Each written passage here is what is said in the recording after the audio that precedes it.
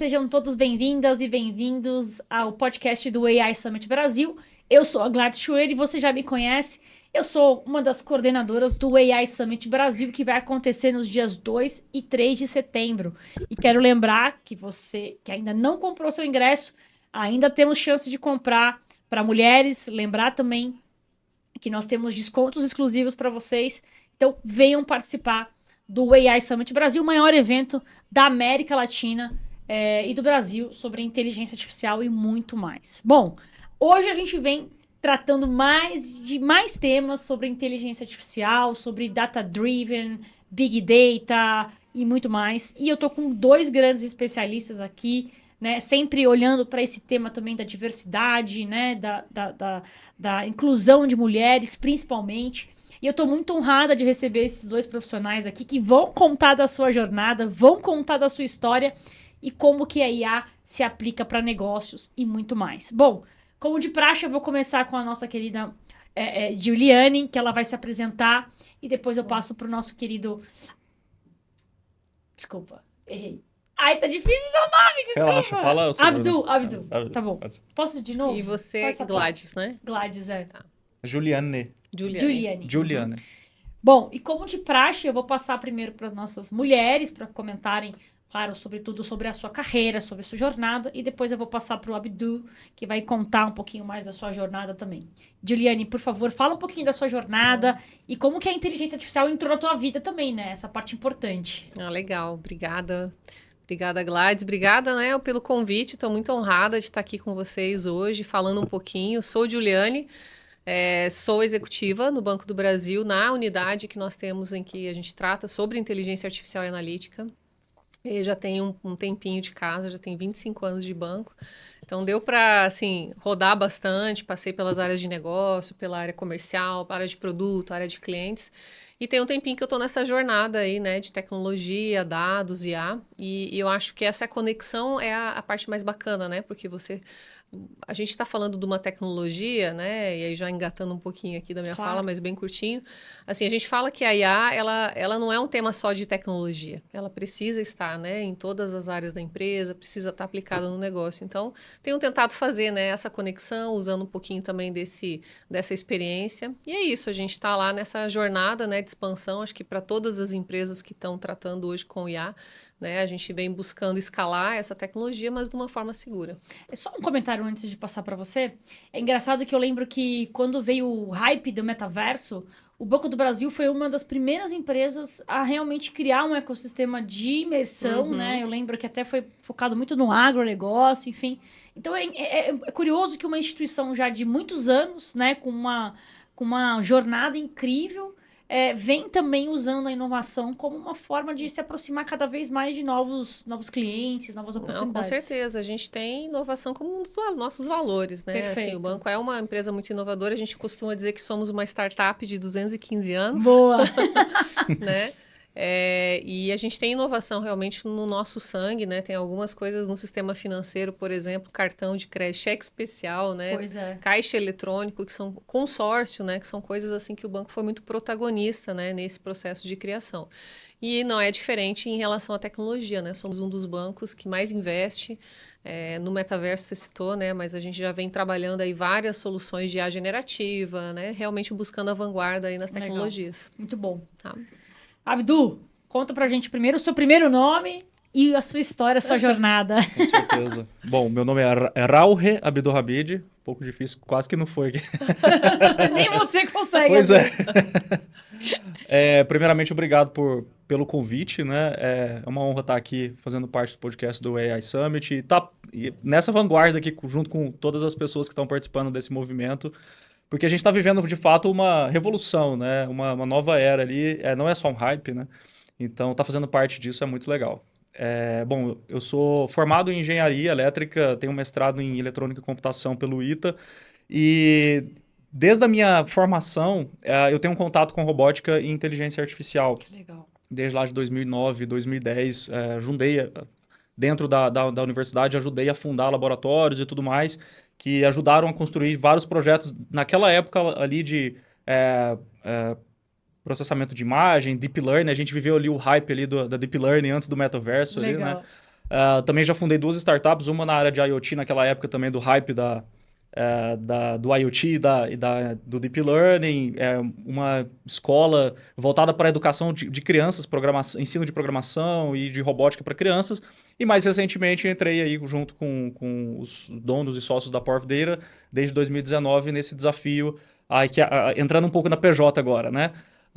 Nesse desafio de levar ao mercado formas de democratizar o acesso a dados e inteligência artificial. Perfeito. E facilitar essa jornada na construção e personalização de modelos, construção de soluções.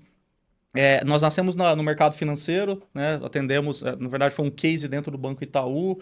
Posso contar um pouco mais para frente como que foi a história aqui da Porv Data, mas hoje a gente está nesse desafio e nesse plano de expandir para todos os outros mercados e outras verticais, não só na área financeira. A gente já gerou bastante valor nessa área financeira e nosso propósito está em ajudar empresas a serem mais eficientes na hora de construir soluções, de construir soluções que de fato vão maximizar o resultado em menos tempo. Perfeito, muito legal.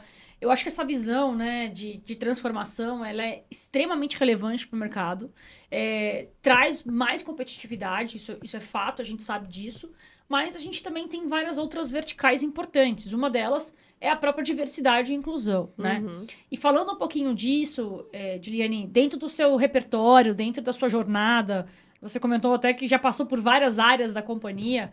E é importante a gente conhecer e saber como mulher, o que você tem visto, como são os investimentos também atrelados a essa questão da diversidade e inclusão dentro do ecossistema, em especial da inteligência artificial, data analytics e entre outros.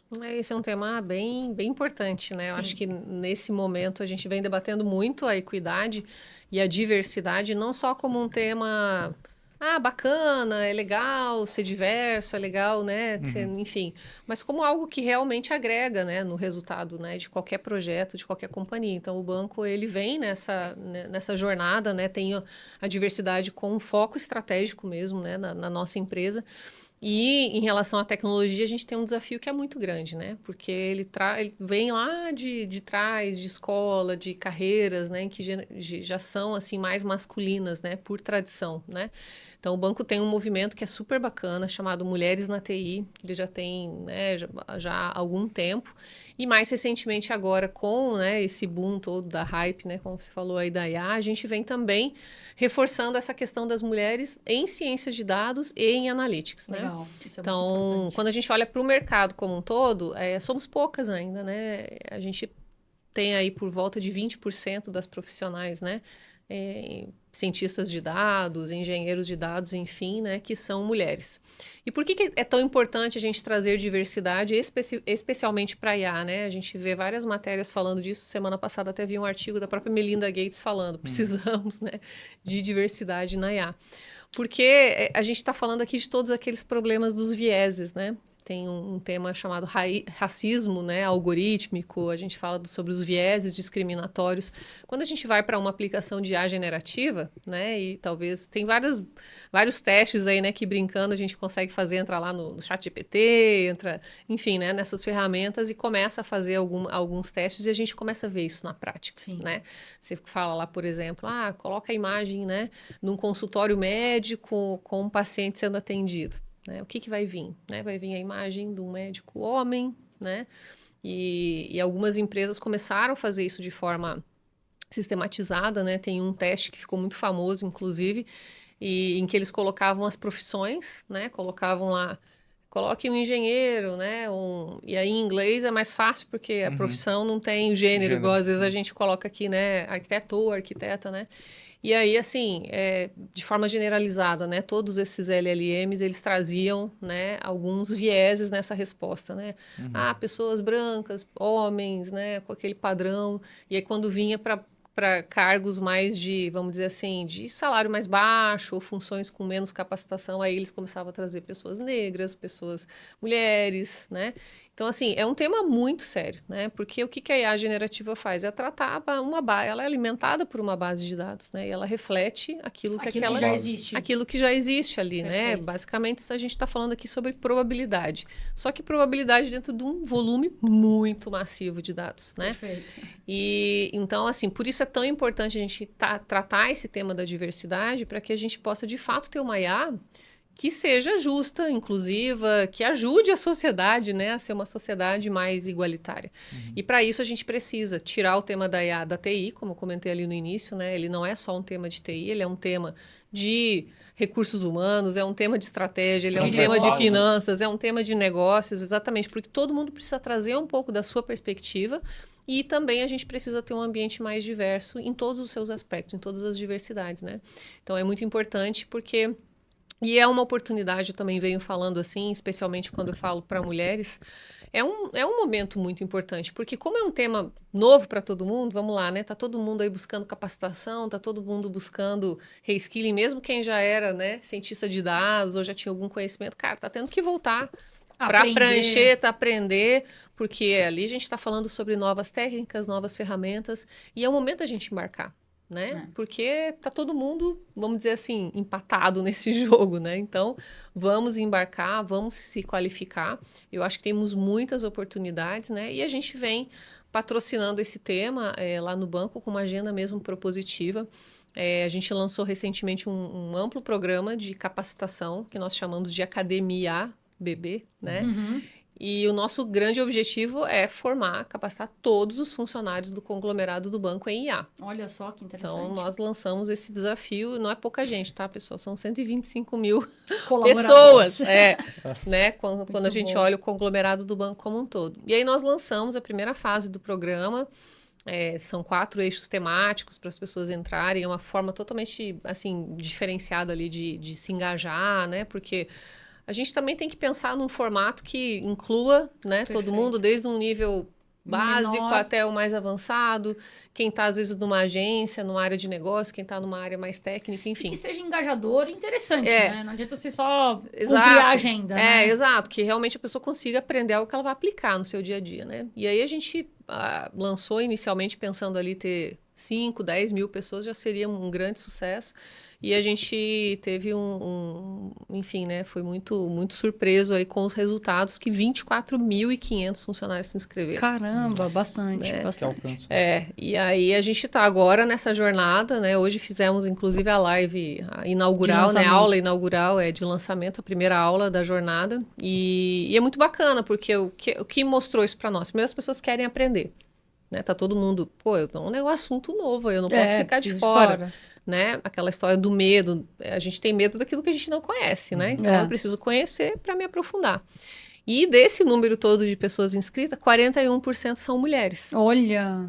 Então esse foi um dos números que eu mais fiquei impressionada e feliz. Falei, caramba, a gente vai chegar e vai conseguir trabalhar esse processo de qualificação das mulheres para que elas possam atuar também, não só dentro da função que elas já fazem hoje conhecendo, mas também, de repente, até desenvolver uma carreira, né, na área de dados. Então, esse é um pouco do que a gente está fazendo lá. Esse é um case importante e interessante para esse ecossistema da diversidade, né? E olhando agora sobre o ponto de vista de negócios, né? E claro que a gente aqui também tá para trazer cases de sucesso. Abdul, conta pra gente um pouco também sobre a própria Power of Data. Como é que ela nasceu, como é que ela surgiu, eventualmente até como é que ela tem ajudado o ecossistema financeiro para dar esse match, né, vamos chamar assim, e poder potencializar aí essa inclusão e essa, de fato, democratização da inteligência artificial. Claro. Eu vou contar a história da Power of Data, mas eu tenho também um case que nasceu depois uma spin-off dentro da Power of Data que conecta muito com isso que vocês comentaram sobre a inclusão. Mas enfim, vamos voltar aqui. Boa! A Power of Data, ela nasceu dentro de um case dentro do Banco Itaú. Os nossos cofundadores trabalhavam no Itaú por mais de 15 anos, dentro da área de risco do banco.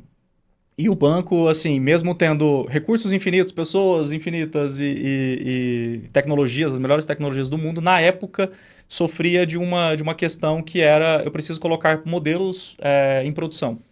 Então a gente está falando da área de risco, então a gente está falando ali de concessão de crédito, prevenção à fraude, recuperação só de cobrança. modelo assim, né? Pequenininho. Simples. Pequenininho. Que impacta pouco, né? E assim, Pequeno impacto, é um case que eu posso até abrir aqui, porque é um case público que foi divulgado numa conferência na Califórnia em 2017, se eu não me engano, pelo vice-presidente do Itaú, quando o banco em 2014 sofria ali de mais de 15 meses para colocar um modelo em produção. Então, Puxa vida. você pensa assim, né? O mercado que é muito volátil, né? Qualquer alteração macro ou microeconômica ali, o comportamento do público muda. O banco, naquela época, precisava ter mais capacidade para poder retreinar modelos, né? Aliás, desculpa te cortando, mas se eu não me engano, vocês, o Itaú, na verdade, foi a primeira instituição financeira a ter um computador quântico, não é isso? Eu acredito que sim. Em instituição financeira, eu acredito que sim. Sim. O Itaú, ele tá na vanguarda de tecnologia, né? Também. Então, desde lá na década de 70, 80, ele tem Legal. o Itaú Tech ali e tudo mais, né? Desculpa, Mas cortar. a área do... Não, tranquilo.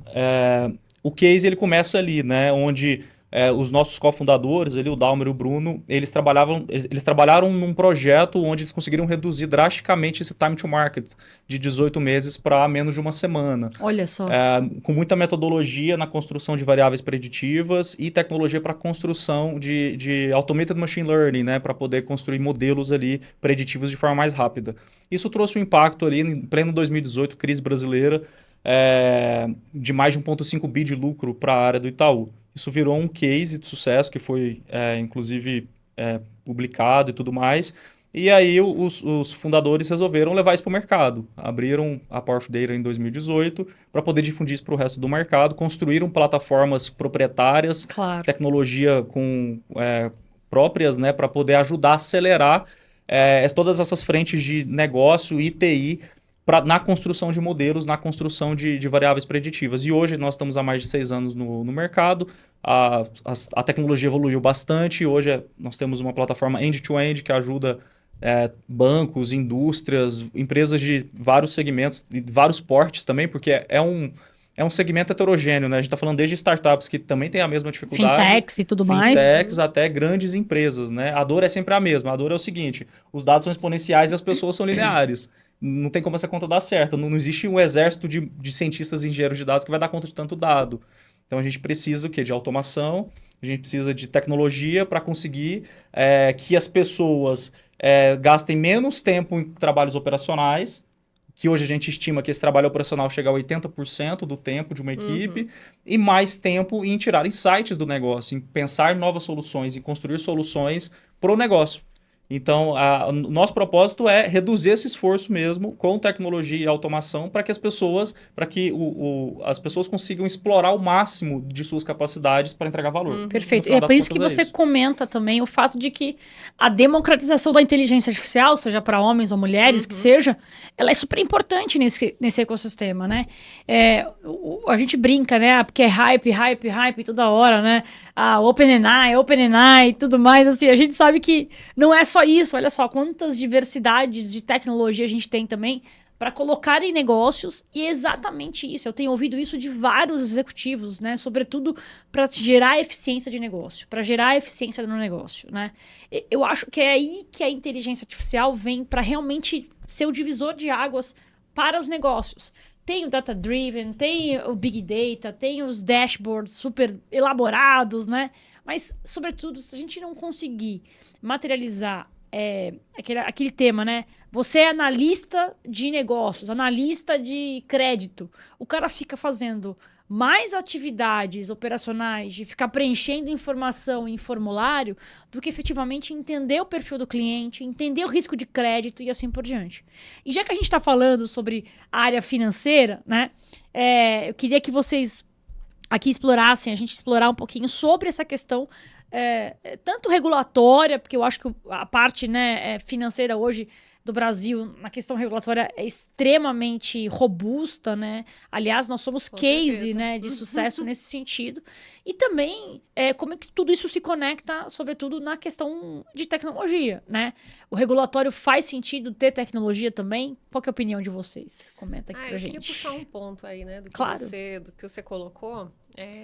Assim, Semana passada eu estava numa conversa com um fornecedor e a gente falando, enfim, sobre as diversas ferramentas e possibilidades. Hoje a gente tem uma avalanche, né, de Sim. soluções disponíveis, né?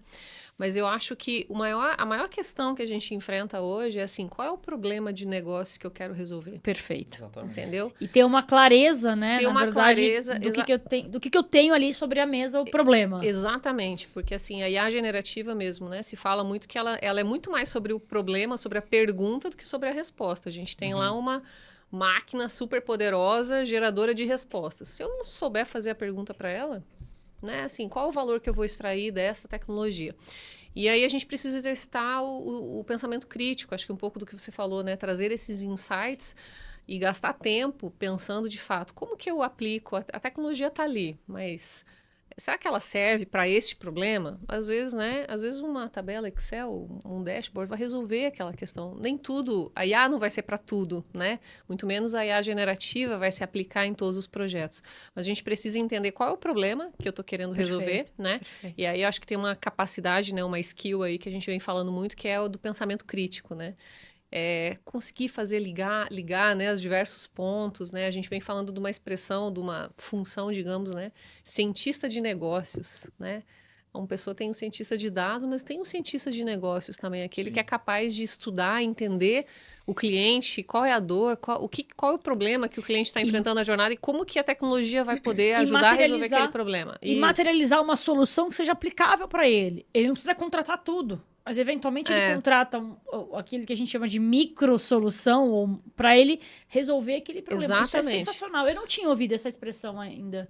É muito legal, porque assim, é um pouco da mescla, né? Dessas diversas competências, né? É recente, e competência, né? O BA, né? Isso, você ter alguém pensando o negócio, né? Como é que é melhor. E aí aqui o negócio pode ser um negócio que é lá voltado para o cliente, às vezes pode ser um processo interno, né? Que também é muito importante para a empresa. Mas o fato quando a gente tem uma hype como essa, né? Eu lembro um pouquinho, você falou do metaverso, também foi um pouco disso. Meu Deus, vai virar tudo metaverso, a gente vai ficar andando com aqueles óculos, né? O dia inteiro. E, na verdade, não foi nada disso, né? Sim, né? E aí, acaba, nessa hype que a gente tá, eu acho que a gente tá quase passando já do ponto da hype, minha opinião particular, mas a gente acaba pensando que a IA vai resolver todos os nossos problemas, ou que a IA precisa estar em tudo, né? E todo mundo quer uma IA para chamar de sua, né? No ambiente de negócios, um agente. Um agente, ou assim, aquele... E o mais engraçado é que a gente já passou por isso em 2015 ali com Deep Learning, né? Eu lembro mesmo cenário. Big assim. Data foi um pouco disso, né? Big Não, Data. o Era caminho Big Data é aqui, Big Data ali. Peraí, o Big Data é uma entidade, parecia uma entidade. Assim, sabe? Exatamente. Vamos adorar a Big Data. Então, É assim, verdade. desmistificar um pouquinho, eu acho que assim, é uma nova tecnologia, de fato, que tem, né, um alcance e talvez uma das maiores, né, que a gente já viveu aqui, né, nos últimos tempos. Sim. Mas trazer um pouco de, sabe, bola no chão, assim, né? Aproveitar que o Brasil ganhou hoje, né? Boa! O Brasil ganhou no futebol feminino, bola no chão, vamos respirar, calma, né? Vamos ver como é que a gente pode extrair o máximo valor dessa tecnologia, mas pensando o melhor problema de negócios para ela. Né? Perfeito, muito legal. Essa questão das revoluções, eu gosto de falar bastante que, assim, quando a gente olha para trás, nas primeiras, segunda, até quarta revolução que a gente está hoje, o que a gente tira de mais importante? Que, assim, as tecnologias, elas são ferramentas para duas coisas. Aumentar o ganho e reduzir esforço. Porque a gente é preguiçoso, né? O ser humano é preguiçoso. Ele quer reduzir o esforço dele para que sobre mais tempo para ele trabalhar o mental. Isso é desde os primórdios ali da era. Para alguns, tá? Brincadeira. Para alguns. Eu acho assim, na época da era agrícola, né? A gente começou a desenvolver ferramentas para quê? Para que a gente não precisasse ir ao campo, né? Claro. Que as máquinas pudessem nos ajudar. Fazer mais produtividade, né? Fazer mais com menos, né? Exatamente. Não, isso, mais com menos. Fazer mais, exatamente. Se a gente se comparar biologicamente, mecanicamente, a gente não tem as habilidades que um animal, uma onça tem, que outros animais têm. Então, a gente tem a capacidade de raciocinar. E aí, com o tempo, a gente passou a construir ferramentas que reduzissem o esforço e aumentassem o ganho. Contextualizando mais para a revolução industrial, isso significa aumentar faturamento e reduzir custo. Então, todas as ferramentas que vêm, elas vêm para isso. Então, o hype, muitas vezes, ele é importante, mas muitas vezes ele é encarado assim como se ele fosse mágico, fosse solucionar tudo, sendo que a gente esquece do principal. Qual que é o principal? Aumentar faturamento e reduzir custo. Sem dúvida. E aí, isso se passa pelo negócio. se você não entende o negócio, você não entende como que eu posso aumentar faturamento e reduzir custo aqui. E sendo a tecnologia, a IA, como uma ferramenta para isso, e não a IA pela IA. Exatamente. Né? Agora eu quero puxar um tema importante, que é o seguinte. O Brasil é composto por basicamente quase que 80% a 90%, eu não tenho esse dado certo, mas é algo que a gente sabe exatamente por empresas de pequeno, médio porte, né? Faturamento ali entre 300, 400 milhões de reais, que é uma empresa familiar, enfim. Uhum. Hoje a gente tem mais ou menos quase que 500 empresas de capital aberto no Brasil, e boa parte delas não são necessariamente todas brasileiras, né? São algumas estrangeiras, enfim, que vêm para o Brasil para fazer um IPO, né? Que é uma oferta pública de ação e tudo mais. Como é que a gente vai, aí na sua opinião, Abdu, como é que a gente vai oferecer soluções de inteligência artificial, considerando que hoje a gente tem um público, né? Que é o nosso público, que é as empresas, no final do dia. Claro que a gente quer atingir as pessoas, né? Que é o que a gente fala muito isso, né? É o CPF, é o CNPJ, enfim. Mas como é que a gente vai atingir esse público e conscientizar, de fato, de que eu preciso aumentar a eficiência, eu preciso incluir tecnologia e preciso, claro, né? Sem dúvida nenhuma, afetar o resultado da companhia. Porque de nada adianta eu ter soluções mirabolantes, incríveis, e que vão resolver meu problema de negócio, mas não resolvem o faturamento, por exemplo. Não resolve a eficiência, por exemplo. Então, o que você poderia trazer aqui pra gente sobre esse tema, né? Porque o Brasil é composto por pequenas Sim. e médias. E aí? Faz sentido pra você isso? Eu assisti, inclusive, um podcast que você estava comentando, que você fez um comentário muito interessante, que você falou que a gente lava uma escada de cima para baixo. Exato. E eu achei bem interessante. Isso é realmente, né? A gente precisa convencer a alta gestão, né? Os executivos e tudo mais. Só que o que eu vejo, opinião pessoal, que muitas vezes o cara, quando ele chega numa alta gestão, às vezes ele acha que ele não precisa entender mais a parte técnica, né? Que é só a parte mais gerencial, de gestão e tudo mais. E isso é um erro, na minha opinião. Porque na minha cabeça existem os usuários de IA e os criadores de IA. Perfeito. Claro que não vai ser todo mundo que vai ser criador de IA, né? Tudo bem em relação a isso, mas eu acredito que as pessoas que estão na alta gestão, que têm poder de decisão, que estão olhando para a linha de faturamento, linha de custo e tudo mais, precisam sim se capacitar até para conseguir cobrar, até para conseguir pensar em soluções junto com o time. Obviamente ele não vai operacionalizar, mas ele vai demandar, mas que saiba minimamente conversar. Então, assim, ao longo desses 10 anos aí atuando nessa área, a gente percebe quando um gestor ele tem ele passou lá por baixo, lá no chão de fábrica e subiu, mesmo ele não estando tão atualizado assim, porque a tecnologia atualiza a cada 3 meses, 6 meses, mas ele sabe minimamente conversar, ele sabe minimamente cobrar, e você vê quando às vezes é um cara que caiu de paraquedas ainda. Então, assim, eu acredito muito na educação. Perfeito. E uma das coisas que eu até ia comentar aqui, depois da primeira fala de vocês aqui sobre a inclusão, nessa jornada nossa, final de 2022, nós percebemos um gap no mercado, antes da IA generativa, a gente percebeu um gap no mercado que era a formação de cientistas e engenheiros de dados, né? A gente tem diversos clientes que às vezes nos procuravam para a gente indicar pessoas. Não só que tinha lá, eu tenho um diploma aqui, não, mas que realmente entregasse valor, que realmente tivesse alguma experiência. Hands-on, né? Um cara hands-on, uma mulher hands-on. Exatamente. E assim, a gente lançou a Pod Academy, que é uma empresa parceira do nosso grupo, que é uma formação em ciência de dados e engenharia de dados. Hoje nós estamos ali tem 1 ano e meio de escola, mais de 400 pessoas já treinadas, né? E assim, hoje eu estava vindo para cá e no WhatsApp eu recebi um depoimento de uma mulher negra que a gente conseguiu empregar ela dentro da Bolsa de Valores. Olha só. E assim, inclusive eu lembrei da história dela, eu que fiz a venda para ela lá em 2022 e ela estava até... lembrando da história aqui, né? Ela passou por uma dificuldade, um pouco do que a gente estava falando ali na sala, ela passou por uma dificuldade ali de, eu não consigo pagar no cartão de crédito, eu preciso pagar recorrente, e aí depois que ela começou a fazer o curso, perdeu o emprego. Olha e só. aí o que a gente fez, né? Com uma iniciativa ali de ajudá-la, quando ela perdeu o emprego, congelamos a parcela. Olha só. E aí depois voltamos depois que agora a gente conseguiu um emprego para ela, ou seja, a gente precisa ter esse tipo de pensamento, né? Não só, eu estou vendendo um curso aqui, eu preciso faturar, mas eu preciso também pensar no cliente de forma personalizada ali, né? Ainda mais pensando numa mulher que está precisando ali entrar no mercado, que às vezes não tem a condição de gastar, de ter um cartão de crédito ali que vai gastar né, que vai comprar um negócio, que vai passar uma conta maior ali, né? Então, esse foi um case que eu achei bem interessante, assim, e a gente tem esse propósito dentro da escola de inclusão, não só, né, de pessoas que precisam, né, que estão numa situação mais vulnerável, mas que também que querem entrar no mercado, que querem atuar no mercado, e às vezes é difícil estar nessa vitrine, né, Perfeito. das escolas. Então, as escolas, elas precisam, voltando aqui no assunto, né, a gente está falando de educação. Sim. Não só a educação pensando no faturamento, no custo, no lucro, mas também na agenda de inclusão. Perfeito.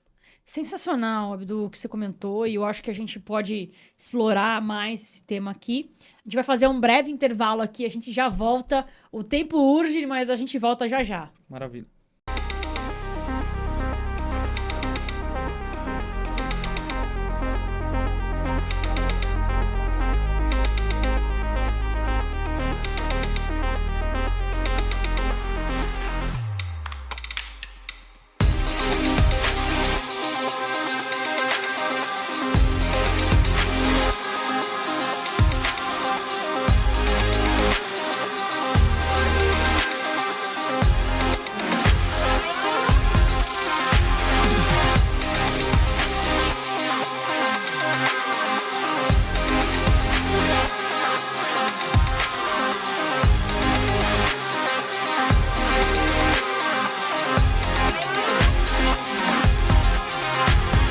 Bom, pessoal, voltamos aqui. Estamos com dois grandes especialistas em IA, Big Data, Data-Driven, um monte de coisa legal que a gente está falando. E você já percebeu que o AI Summit é o maior evento de IA generativa, de um monte de coisa interessante, legal, inovação. E se você ainda não se inscreveu nesse evento, é o momento de você se inscrever. Nós queremos muito agradecer aos nossos patrocinadores, quem tem investido nesse ecossistema maravilhoso. E, claro, agradecer também aqui aos nossos queridos entrevistados desse podcast de hoje para falar sobre um tema tão importante que é IA generativa nesse ecossistema de negócios, né? Antes do intervalo, a gente estava falando com o Abdu sobre exatamente educação, sobre as PMEs, que ainda precisa ter um mindset, né? A mentalidade de transformação e conhecer, de fato, com profundidade, ou talvez, eventualmente, saber, né, que existem soluções para resolver problemas de negócio. E também falamos um pouco sobre diversidade e inclusão, que é muito importante também para a sustentabilidade do negócio. E eu queria trazer exatamente essa temática. Hoje, com tanta informação que a gente vive, com tanta coisa que se gera, o Abdu comentou, né? Cara, hoje a gente dorme, amanhã a gente levanta com mais informação, com mais dado. Como é que a gente gerencia isso dentro de uma organização? Queria ouvir vocês sobre isso, porque é muita informação, é gente usando ferramentas sem credenciamento, sem gestão de risco, tem tanta coisa acontecendo. Como é que a gente pode fazer uma boa gestão disso, Juliane? Legal. A gente pode falar bastante aqui sobre isso, porque uma das áreas lá que está diretamente comigo é o tema da governança, né? Que legal. Governança de dados, né? A governança dos produtos de dados. E a gente fala lá, assim, governança nunca teve tão no hype quanto agora, né? Porque tá todo mundo falando sobre governança, né? Eu tenho participado de alguns eventos de tecnologia e tem me chamado muito muita atenção isso, né? Assim, o quanto a governança tem sido um tema mesmo de painel, de palestra, né? Todo mundo querendo saber, afinal, como é que a gente governa, né? Essa IA, como é que a gente governa e cuida dos dados. E será que governa? Exatamente. Se você comparar 5 anos atrás, ninguém falava disso. Ninguém falava. Raro, governança é aquela coisa chata. Aí, meu Deus, já vai vir Sim. aqui alguém querer controlar o que eu faço, né? Muito mais um tema ali, vamos dizer, de risco, controle, compliance, do que, de fato, um tema de negócio. Mas de uns tempos para cá, não. A gente olha o resultado, né? O relatório de resultados dos grandes bancos aí do Brasil, tá lá falando sobre governança, tá na fala do CEO dos bancos, né? Quando ele vai lá falar sobre o resultado, ele tá falando sobre governança, sobre como que ele tá cuidando. Porque hoje, não hoje, né? Mas assim, já há algum tempo, os dados, né, são um dos maiores ativos, né, que as empresas têm. Então, como é que eu cuido desse ativo? No passado, a gente, como banco, tinha lá as caixas fortes, né? Os cofres, isso era quanto melhor fosse o cofre, né, mais resistente era o banco. Isso há muito tempo atrás, né? Estamos falando aí aqueles filmes, né, de faroeste, coisa assim. Trazendo para o nosso tempo presente é como é que a gente cuida dos nossos dados, né? Quais são as políticas, quais são as tecnologias, as ferramentas, né, os ambientes. Aí você falou sobre essas questões que a gente tem ainda com risco, né? A gente vem numa jornada, né, de criação de data lakes, de ambientes de big data que já vem com essa forma mais governada. Eu tenho ali uma tabela que eu digo quem é o gestor daquela tabela, quem é o dono daquele dado, qual é o ciclo de vida daquele dado, como é que eu faço o controle de qualidade daquele dado, né? Porque isso tudo é importante, porque se a gente está usando aquele dado para alimentar um modelo, a resposta, né, a saída do modelo, ela vai estar diretamente relacionada à qualidade da entrada dos dados, né? Sem dúvida. E aí todas as empresas vêm nessa jornada, né? Desde que a gente fala sobre analytics, né? Sobre a criação desses ambientes, desses data lakes, dessas plataformas. Com a IA, o que mudou, tá? Trazendo um pouco aqui, acho que o Abdu pode falar um pouquinho também, porque está muito nessa área, né? A gente fala sobre usar mais a nuvem para fazer todos esses processos, porque a gente ganha em escala, né? A gente ganha em performance, ganha na questão de linhagem de dados e acesso, mas é um tema assim de suma importância hoje, né? Está na nossa agenda estratégica, e aí falar um pouquinho sobre banco, porque aí você puxou o tema da regulação. Claro. E uma das coisas que eu acho que fez os bancos avançarem tanto também nessa questão de governança foi a regulação, porque a gente desde Basileia tem que fazer... Sim. Tem... 1, 2 e 3. Meu Deus. Isso, a gente tem que fazer inventário de modelos, a gente tem que fazer validação de modelos. Você falou, né? Um modelo surge na área de risco, mas ele precisa ser validado em uma área independente antes de ir para a produção. Isso tudo faz parte de um contexto regulatório que fez com que a gente desenvolvesse esses frameworks também, né? Perfeito. Então, hoje no banco a gente tem, né, todo um inventário corporativo de modelos, para vocês terem uma noção, mais de 1.200 modelos catalogados. Olha só. Quando a gente tem a criticidade de cada um desses modelos, tem quem é o gestor, o que está fazendo, para onde está indo aquele, né, aquele modelo, qual é a aplicação dele. Em relação à IA, né, a gente está investindo muito no monitoramento, porque é a grande questão, né, quando a gente usa um modelo de IA, é muito importante a gente monitorar a resposta, né, do modelo. Perfeito. Né? E é um tema assim de extrema relevância para nós. Em relação a testes automatizados, a gente vem investindo muito em validação automatizada de modelos, porque quando você aumenta a quantidade de modelos produzidos, você também precisa ser ágil, né? Igual você colocou, nessa validação, nessa implementação em produção. Você precisa acelerar toda a escala, né? Errar rápido para acertar rápido. Isso. Fazer investimentos assertivos. Corrigir, né? Rápido, fazer metodologia uma esteira rápida, automatizada para... Exato. E aí a gente lançou, há pouco tempo atrás, uma solução assim, muito inovadora, com o uso de IA para validação de modelos. A gente faz isso de forma automatizada, com mais de 40 testes automatizados. Legal. Ou seja, uma tecnologia embarcada mesmo para poder agilizar todo esse processo e trazer segurança. Porque, realmente, quando a gente fala da implementação de um modelo, em especial com IA, a gente está falando de assumir risco. Né? Então, esse risco precisa ser mitigado. E a gente tem ferramenta para isso. O engraçado é você ter comentado isso, porque, lógico, né? Não vou trazer aqui o arcabouço regulatório, mas o banco hoje assume várias responsabilidades em questão de gestão de riscos, reportados para a Bacen, reportados para os órgãos reguladores, que, sem dúvida nenhuma, traz essa robustez que você falou. Né? Mas eu ouvi isso hoje, inclusive, porque eu estava num evento de compliance. Você dá responsabilidade para o dono do processo. E o dono do processo tem que saber testar. Agora, trazendo a inteligência artificial, ele vai ter que saber testar usando a inteligência artificial. Eu aumento, inclusive, o nível de conhecimento dele. O nível de experiência de ferramentas. Enfim... acaba sendo, às vezes, até a forceps, né? Infelizmente, porque alguns resistem, né? Eu não sei como que é lá no banco, mas a gente sabe que existe uma resistência. Mas, ao mesmo tempo, eu forço o cara a entender que, olha, se você não caminhar pelo mercado, de novo, a gente vai ter aquela história de você tá fora do mercado. Certamente. Né? Governança é aquilo, né? Dá para fazer pelo amor ou pela dor, né? Exatamente. Eu acredito muito, assim, que um ambiente governado, né? Ele traz mais segurança para todos, né? Mais eficiência. A gente tem ferramenta que garante melhor performance. E no final do dia, a linha que importa ali é a linha do EBITDA. eventualmente, a gente sabe que é uma linha importante para os investidores, para quem está ali no ecossistema. Afinal de contas, você pôs dinheiro, você investiu naquilo, né? O Banco do Brasil tem os seus acionistas, tem o governo, né? Obviamente, como principal acionista, mas a linha que importa ali é o EBITDA, e o cara vai querer saber o que eu fiz ali, quem é o responsável por toda aquela jornada, né? E é responsável que traga esse resultado mais efetivo, não é isso, Abdu? O que você comenta aqui pra gente? Antes de comentar isso, que assim, eu super concordo que, na verdade, a gente precisa olhar a linha do EBITDA, né? Obviamente, para todo o negócio se tornar sustentável.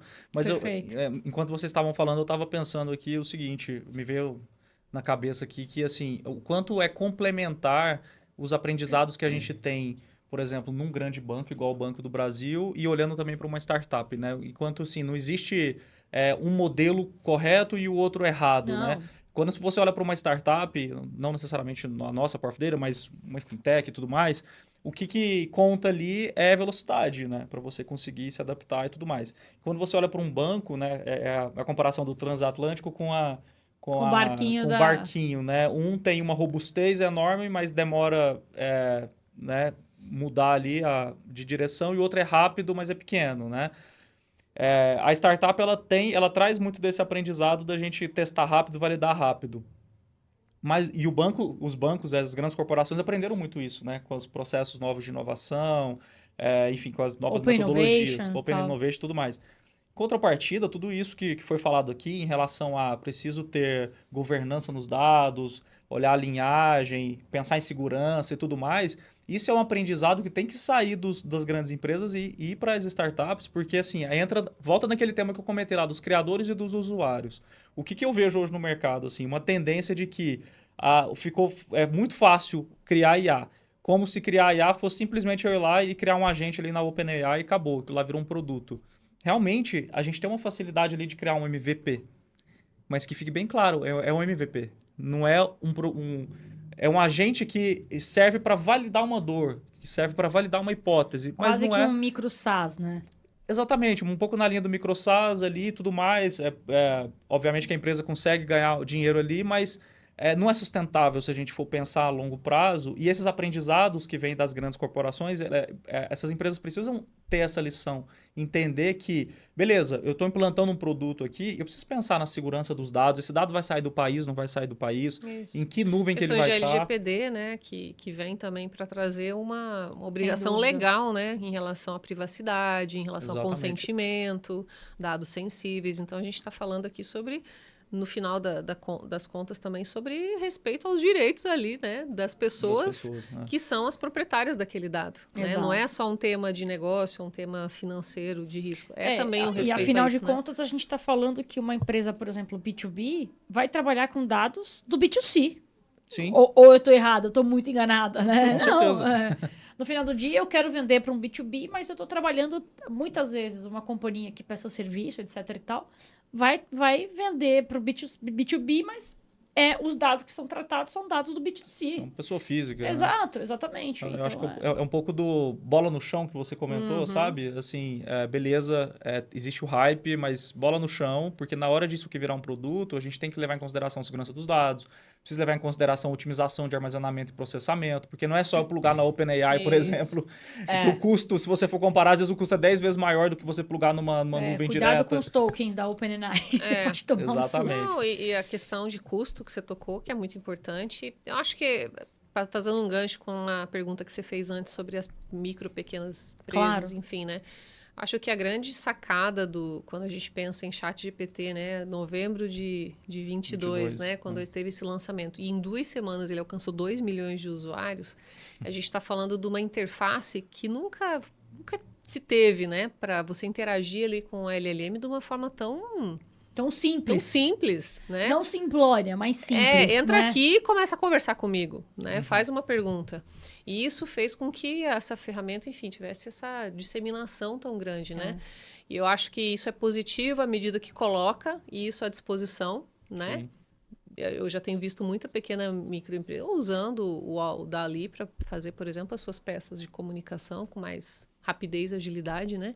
Então, assim, acho que democratiza isso de uma forma barata, Com certeza. mas eu acho que não tira isso que você falou, essa importância da pessoa conhecer a ferramenta no aspecto mais estratégico mesmo, como é que aquilo se pluga no negócio, e fazer toda essa avaliação de riscos que é tão importante. Perfeito. Porque a gente tem alguns grandes cases, né, assim, vamos dizer, a gente tem o case da Air Canada, que foi muito emblemático nesse sentido, né, que aí, enfim, foi público, então dá para comentar.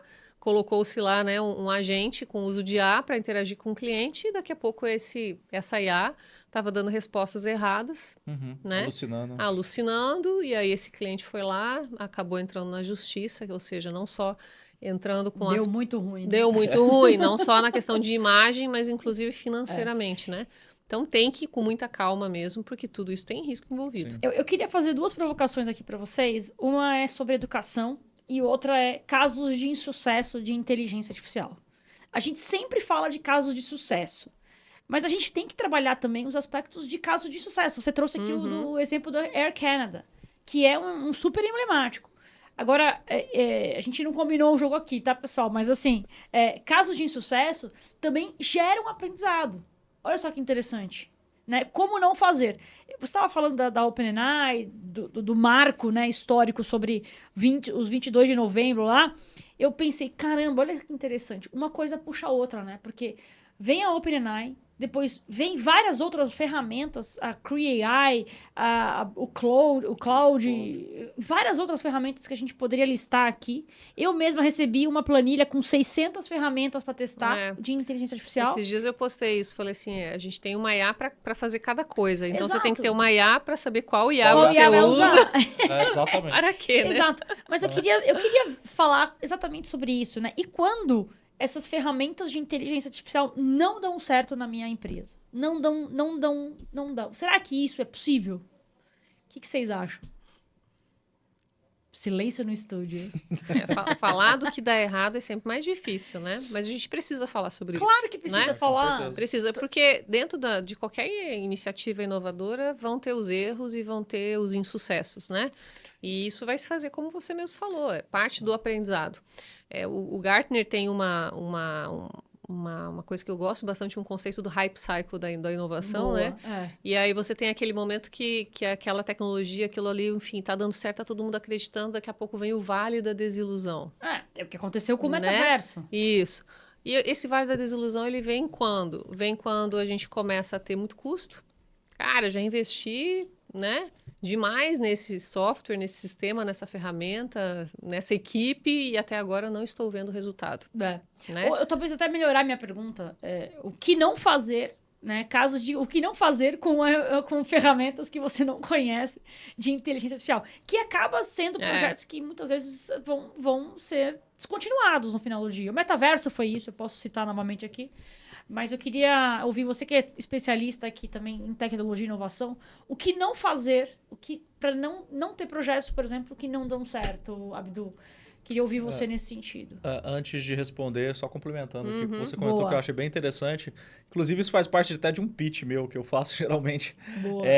O Gartner, em 2019, soltou um relatório que ele falava que 90% dos projetos de IA no mundo não eram implementados.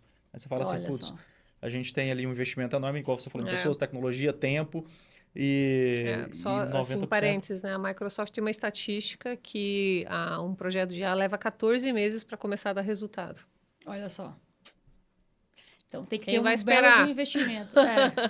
Exatamente. E assim, eu acredito que isso está por volta de 80% hoje. Eu tenho o trabalho dentro da Power of Data de trabalhar com vários ecossistemas de inovação. Eu converso com muita gente, ecossistemas mineiro, de Florianópolis, Goiás, São Paulo.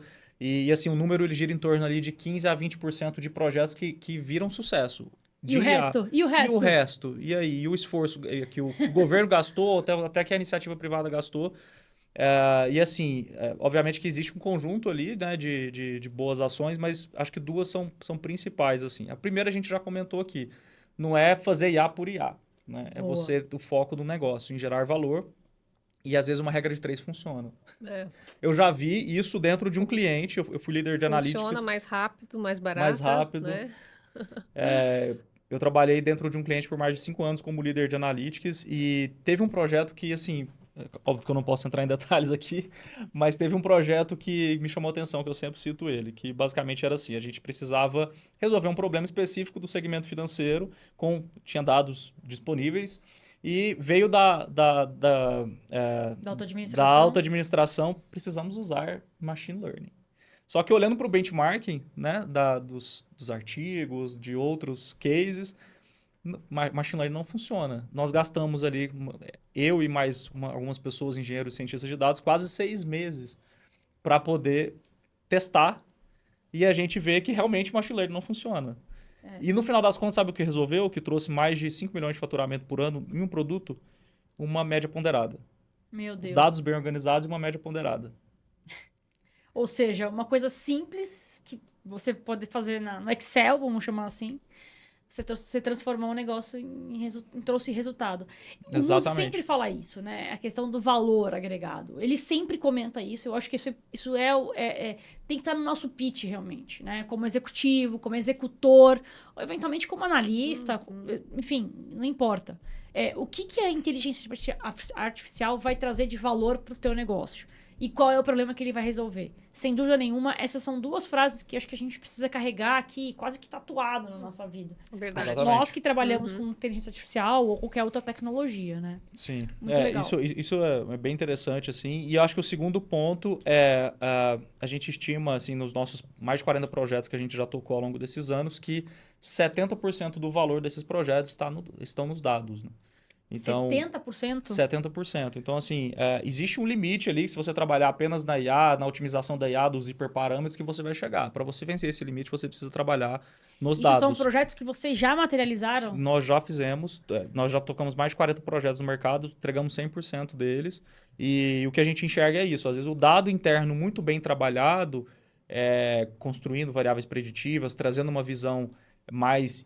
hoje se fala muito dessa visão hiperpersonalizada, né? Sim. Mas muito com foco na IA. Só que antes da IA, precisamos olhar para o dado.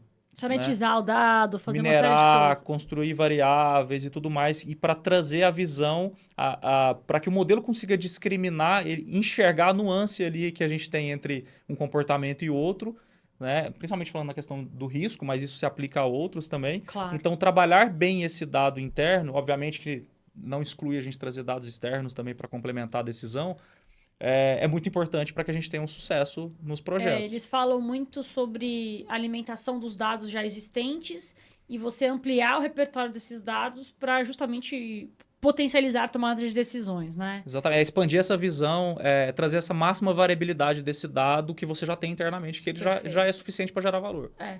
Caramba, tem muita coisa aqui pra gente comentar, né? Acho que esse podcast poderia virar mais 2 podcasts. Mas eu queria encerrar aqui, a gente está caminhando para o encerramento, eu queria trazer um último ponto que eu falei, que é a educação, né? A gente sabe que a base curricular no Brasil, efetivamente, não é uma base curricular sólida. Então, o aluno, eventualmente, a grande maioria deles saem, né, não muito letrados, principalmente na literacia digital. Quanto mais isso, né, na literacia digital. E eu queria olhar aqui, sobretudo, para esse ponto, até para a gente ir encerrando, mas ouvir de vocês, né, sobretudo da experiência de vocês. Você tem lá o Pod Academy, né? A própria instituição financeira do Banco do Brasil deve ter ali um projeto, e você comentou sobre isso também hoje, né, sobre a questão da inteligência artificial. Mas mais do que isso, né, eu queria ouvir de vocês sobre o ponto específico da educação. Qual que é a opinião de vocês em termos de educação, literacia digital das pessoas que são mais adultas já, né? E a gente fala da educação de jovens e adultos. Queria ouvir vocês nesse sentido. E aí vamos democratizar aqui, começando com o Abdu. Abdu, queria ouvir você nesse sentido. Eu tive uma experiência ali em 2015 até 2017, que a gente teve uma escola de programação para crianças ali, a partir de 5 anos. Então, foi bem interessante, assim, ver a realidade. E, assim, né, na época ali, a gente tinha muito desafio ali de levar isso para dentro das escolas, até um desafio tecnológico e tudo mais. Acho que a gente já está vencendo isso, né? Principalmente pela transformação digital ao longo dos últimos anos. Mas o que eu vejo que falta é a visão crítica que precisa ser trabalhada e a visão empreendedora. Acho que é o mais importante aqui. Perfeito. Porque, assim, tecnologia por tecnologia, a gente tem ali diversas ferramentas que, inclusive, startups e tudo mais desenvolveram ao longo dos anos para poder ensinar Claro. inteligência artificial, programação e tudo mais. Eu acho que existe também aquela questão do o nativo digital e o fluente digital, né? Então, a nova geração ela já é fluente. Na verdade, ela é nativa digital. Para se tornar o fluente digital, não basta só nascer com um tablet na mão. Eu preciso pensar de forma crítica, eu preciso ensinar a criança a pensar de forma crítica, criança, adolescente e tudo mais. E isso se passa pela formação empreendedora, que eu não sei vocês, mas pelo menos na minha época não tinha. E Eu é acho que super ainda não importante. tem, E acho viu? que ainda não tem, né? Então, assim, eu acho que isso que faz a diferença, é ter essa visão crítica, empreendedora, e a IA é apenas mais uma ferramenta, né? Então, assim, é por aí, sabe? Eu acho que é mais na forma de pensar em resolver problemas, que aí, voltando pro negócio de novo, né? A gente tá falando sempre do negócio, né? Claro. Então, ensinar crianças e adolescentes a pensar para resolver problemas, e eu acho que é isso que muda o jogo na minha cabeça. Assim. Perfeito. Você, querida, vamos... Bom, assim, acho que é um tema bastante desafiador mesmo, né? Sem Assim, dúvida. acho que como país, né? Na semana passada, o governo lançou o Plano Brasileiro da Inteligência Artificial, né? Acho que vocês devem ter conferido Sim. esse lançamento. E um dos eixos lá é exatamente isso, né? A questão da capacitação, desde o ensino básico, né? Até, assim, como é que o país como um todo se organiza para patrocinar programas de pesquisa, para investir bolsas, né? Enfim, para que esse tipo de conhecimento ele seja de fato incentivado em todo o país, em todas as idades e perfis. Assim, como empresa, né, o que a gente faz, né? A gente tem uma particularidade, né? Como banco, nós somos uma empresa de economia mista, mas a nossa forma de ingresso no banco é por concurso. Então, Perfeito. né, nossos 80 e perto de 85 mil funcionários, todos eles fizeram um concurso para ingressar no banco, um concurso de nível médio, certo? E passam, né? Uma empresa que as pessoas costumam fazer carreira, passam muitos anos, né? E a gente tem que fazer essa formação dentro de casa. Perfeito. Né? Eu não posso, eu tenho aqui um tema de tecnologia, não tem ninguém aqui, contrato. Não tenho. Eu tenho que fazer essa formação dentro de casa. Então, já faz parte da nossa natureza investir em capacitação. Do DNA de vocês. Do DNA, exatamente. A gente tem uma universidade corporativa que foi super premiada, já reconhecida. E aí, desde que nós temos, né, uma área com esse foco, né, de Data e Analytics, a gente também colocou esse escopo de formar capacidades analíticas dentro do banco. Você falou dessa história, né, dessa aluna, e a gente tem tantos casos assim dentro do banco que são histórias lindas, né, de pessoas que estavam às vezes aí, né, mundo, enfim, Brasil afora, né, a gente pode falar mundo que também o banco tem uma atuação mundial, mas Brasil afora e às vezes assim, não sabiam muito bem como fazer essa jornada, estavam às vezes trabalhando lá no caixa de uma agência, às vezes numa área de back-office, e a partir de um programa desse começou a fazer uma jornada e hoje está lá dentro de uma área de tecnologia, né. Perfeito. Então, não é nenhum nem dois, são vários casos, e aí acaba que a pessoa, né, é promovida, faz ali, né, enfim, toda uma mudança de carreira. Então, assim, acho que todas as empresas estão fazendo esse investimento e a gente não é diferente, ainda mais por conta dessa particularidade que nós temos, né? E a gente vê o resultado disso. Acho que essa é a grande questão, né? Perfeito. Você ter mais pessoas capacitadas para atuar. Enfim, né? Eu acho que é um momento muito oportuno para isso. É isso mesmo. Eu acho, só fazendo um complemento aqui, existe também uma questão assim que a gente tem um viés de achar que precisamos passar por uma universidade de, sei lá, 5 anos ou pagar um MBA caríssimo para poder atuar. Então, ouvindo exemplos isso assim... mudou muito, né? Assim, Exato. essa questão de cursos de curta duração, você ter formatos diferenciados, né? Você ter formados online, não precisa nem mais ser o presencial. Exato. Então, acho que assim, as ferramentas que vieram nos últimos tempos, acho que muito depois da pandemia, isso acabou se disseminando, né, de forma mais acelerada, facilitaram muito essa democratização do conhecimento. A ferramenta, e também eu acho que é uma visão de que o que eu preciso saber desse tema aqui para eu poder gerar valor e atuar no mercado. Exatamente. Eu preciso, às vezes, não preciso ser especialista no Python e aprender cálculo 100%. O que eu preciso saber desse tema aqui para que eu consiga atuar no mercado e gerar valor. É isso. É isso, é É sobre uma isso. visão pragmática. Educação muda o mundo, né, gente? Com certeza. De fato, muda o mundo, muda as pessoas, muda histórias. Então, é o que a gente também se propunha a fazer aqui no AI Summit Brasil e nesse podcast. Eu queria muito agradecer vocês que estiveram aqui com a gente. Muito obrigada pelo papo, foi incrível. Já saí daqui aprendendo muita coisa, certamente. Acho que toda jornada de aprendizado ela é importante, todo conhecimento gerado aqui é sensacional. E para vocês que estão nos assistindo, eu convido mais uma vez para vocês entrarem no nosso site, no AI Summit Brasil, conhecerem os palestrantes que vão estar. Vocês vão estar lá, né, no AI Summit, Sim. com certeza. Você também. E todos os palestrantes aqui, os podcasts que nós estamos trazendo para vocês, é justamente para gerar valor, né? E conhecimento, sem dúvida nenhuma, isso aqui gera muito conhecimento. Meus amigos, muito obrigada. Agradeço Eu que vocês. agradeço. Obrigado. Obrigada pela noite incrível que a gente teve aqui, de conhecimento, de dividir, né? De dividir. Eu gosto muito de dividir conhecimento, então tô aprendendo com vocês e tô absorvendo aqui também. Igualmente. Tá bom? Mais uma vez, obrigada a vocês e mais uma vez, obrigada a você também que ficou aqui até esse horário aqui com a gente para o podcast do AI Summit Brasil. Até logo, pessoal.